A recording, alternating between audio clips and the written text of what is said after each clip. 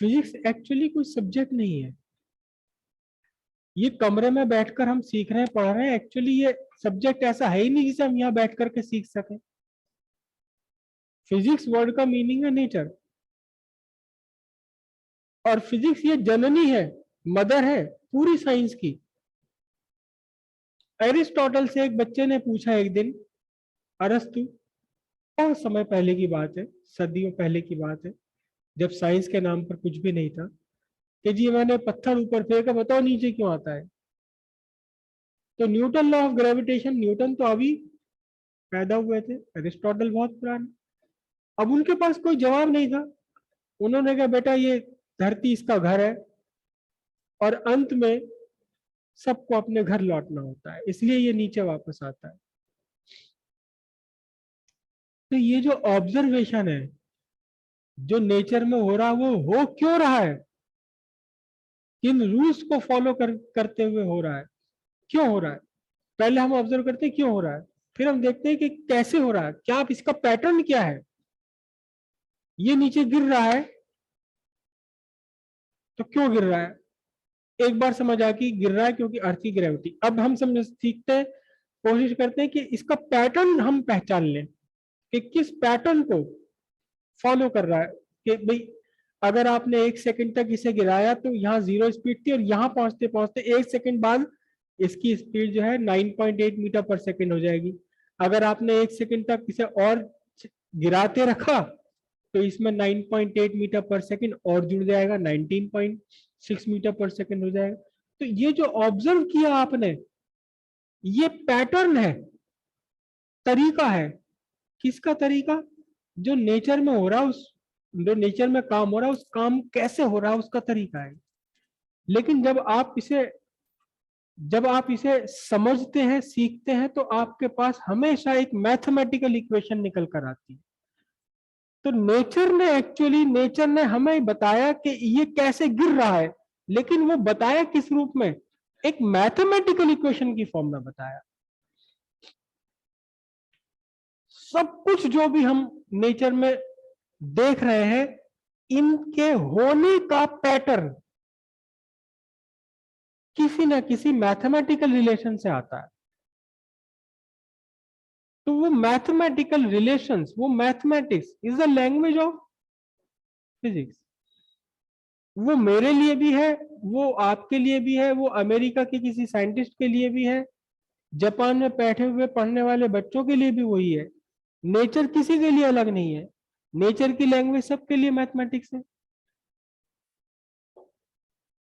तो मैं बार बार कहता हूँ भी मैथ अगर नहीं समझ आ रही, मैथ से अगर जिसे डर लग रहा है, जिस बच्चे को अंदर ही अंदर मैथ से डर फील होता है, भले ही वो मैथ के स्टूडेंट है या बायो स्टूडेंट है, अगर बायो स्टूडेंट्स को भी मैथमेटिक्स से डर लगता है अंदर ही अंदर, या आप में से किसी बायो स्टूडेंट ने बायोलॉजी सिर्फ इसलिए ली है ताकि मैथ ना पढ़नी पड़े, तो यकीन मानिए फिजिक्स भी नहीं पढ़ी जा सकती, फिजिक्स भी नहीं समझी जा सकती। आप थोड़ा बहुत काम चलाओ रट तो सकते हैं पास होने लायक, लेकिन जो सीखने और समझने वाली बात है वो नहीं हो पाती, वो बिना मैथमेटिक्स के नहीं आ सकती। क्योंकि नेचर हमसे बात ही सिर्फ मैथमेटिक्स में करेगी। हम मैथमेटिक्स में उससे सवाल पूछेंगे, वो मैथमेटिक्स में ही हमें मैथमेटिक्स का ही एक रिलेशन निकाल के देगी नेचर हमें। और हमें अगर मैथ से डर लग रहा है तो क्या होगा, ना हम पूछ पाएंगे, और अगर उल्टा सीधा कुछ पूछा भी नेचर से तो जो नेचर हमें बता रहा है वो हम समझ ही नहीं पाएंगे वो क्या बता रही है नेचर। अगर हम मैथमेटिकल इक्वेशंस को, मैथमेटिकल फिनोमिनन्स को, फंडामेंटल्स को अगर हम नहीं समझते हैं,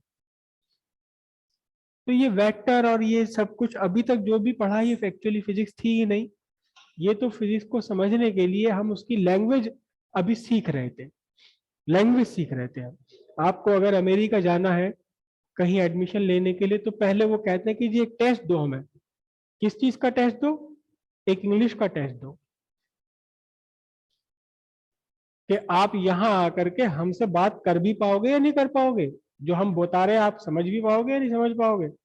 बाकी बात तो छोड़ो, पहले तो ये इंग्लिश का टेस्ट हमें क्लियर करके दिखाओ। अगर ये टेस्ट क्लियर कर लिया, फिर बाकी चीज देखेंगे कि आप यहाँ आने लायक हो या नहीं, यहाँ हमारे यहाँ पढ़ने लायक हो या नहीं हो, या क्या पढ़ने लायक हो, क्या सीखने लायक हो आप। हमेशा यही होता है, आप किसी भी देश में जाना चाहेंगे तो पहले वो देश आपसे अपनी लैंग्वेज का टेस्ट लेगा। हमारे देश में भी होता होगा, या होता है नहीं होता है अलग बात है, मुझे इसके बारे में जानकारी नहीं। लेकिन अगर आप अमेरिका, इंग्लैंड कहीं भी जाना चाहें तो आपको एक टेस्ट देना होता है, टोफल उसका नाम होता है टेस्ट का। एक और टेस्ट अब शुरू हो गया, वो दो में से कोई भी एक टेस्ट पास कर दो, सिंपल सी बात है। वो क्या है?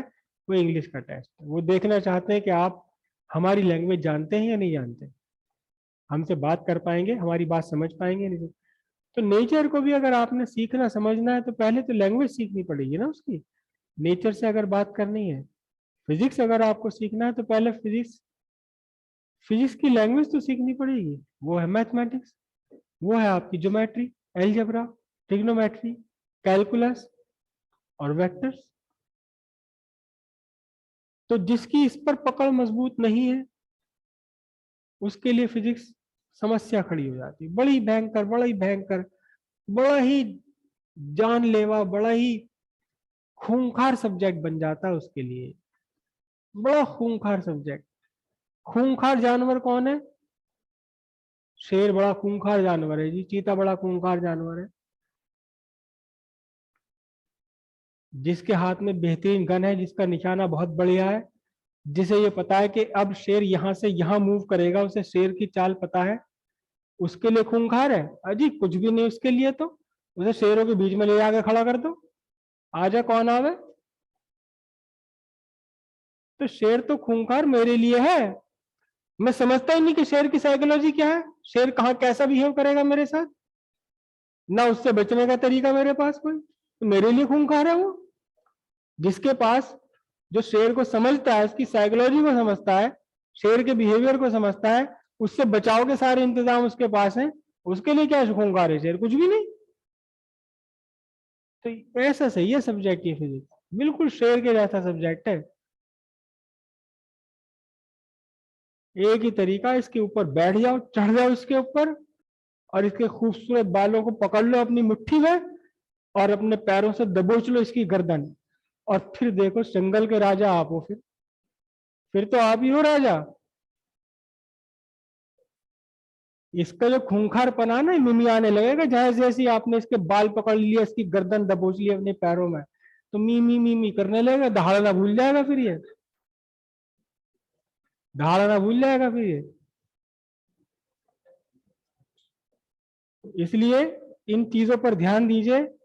अब भी आपके पास समय है, अभी भी समय है आपके पास, आप कर सकते हैं।